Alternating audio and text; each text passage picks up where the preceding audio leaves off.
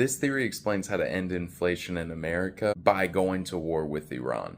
Across the world, oil is traded in American dollars. Using programs like USAID, leveraging American consumerism with imports, American dollars spread all over the world.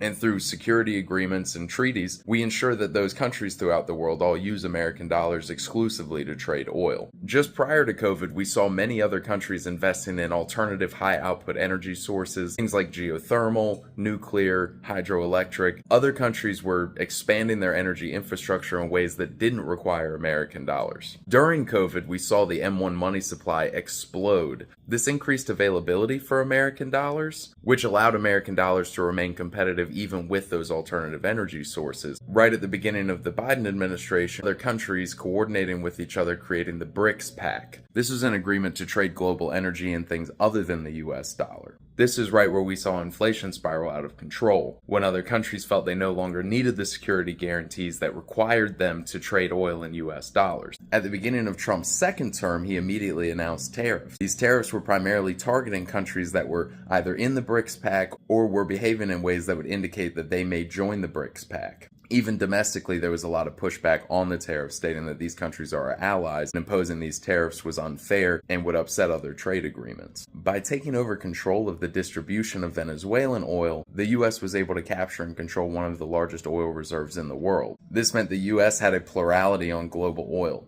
It was always a known quantity that going to war with Iran meant that the Strait of Hormuz would close. Because Iran controls between 20 to 25% of the global oil supply, with the Strait of Hormuz closed, this means the US is controlling roughly 70 or 80% of the global energy supply until the strait reopens. By crippling China's energy infrastructure, they'll also struggle to keep up in the AI race that's ongoing right now. It's hard to argue that those countries that didn't come to help with the war in Iran deserve exemptions from a tariff system. These countries didn't have our back in an actual defensive war where those treaties are valid, so arguing that they shouldn't be tariffed after that conflict goes away is a tougher sell. The main results of this war in its current state, with the Strait of Hormuz closed, means that our allies in Europe and Canada are less likely to be exempted from tariff and simultaneously are more reliant on American oil, meaning it's even harder for them to decouple from their energy dependence on the US.